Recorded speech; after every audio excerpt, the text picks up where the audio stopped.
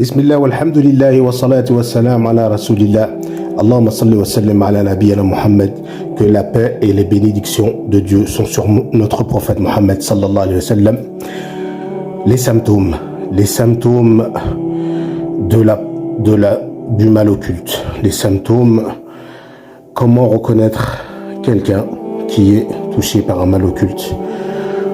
Quand il écoute le Coran, il y a trois symptômes qui sont bien différents.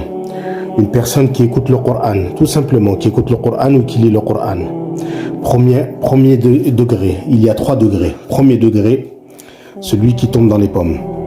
En écoutant le Coran ou bien en le lisant, il tombe dans les pommes. Voilà, il est dans les pommes.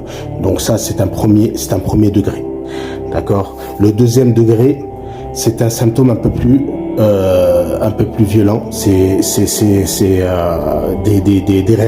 des réactions avec les bras, les jambes. Il bouge ses bras, il bouge ses jambes. Il parle même avec la bouche. Le djinn parle même avec sa bouche. Ça, c'est un symptôme aussi. Donc c'est un symptôme qui est connu.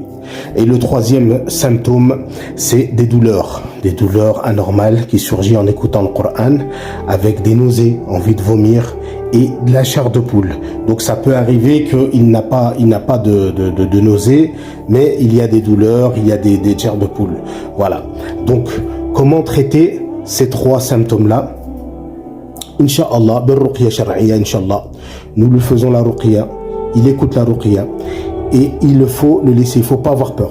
Il ne faut pas avoir peur. Quand on voit quelqu'un qui tombe dans les pommes et qu'Inch'Allah on lui fait la ruqya, il ne faut pas avoir peur. Ce n'est pas un mal du corps, c'est un mal de l'âme. Donc, et ça ne concerne pas les choses du corps, c'est de l'âme. Donc il faut aller jusqu'au bout, il faut lui lire la ruqya, faut lui mettre la ruqya jusqu'à qu'il va se réveiller. Inch'Allah, et ce mal occulte, il va disparaître.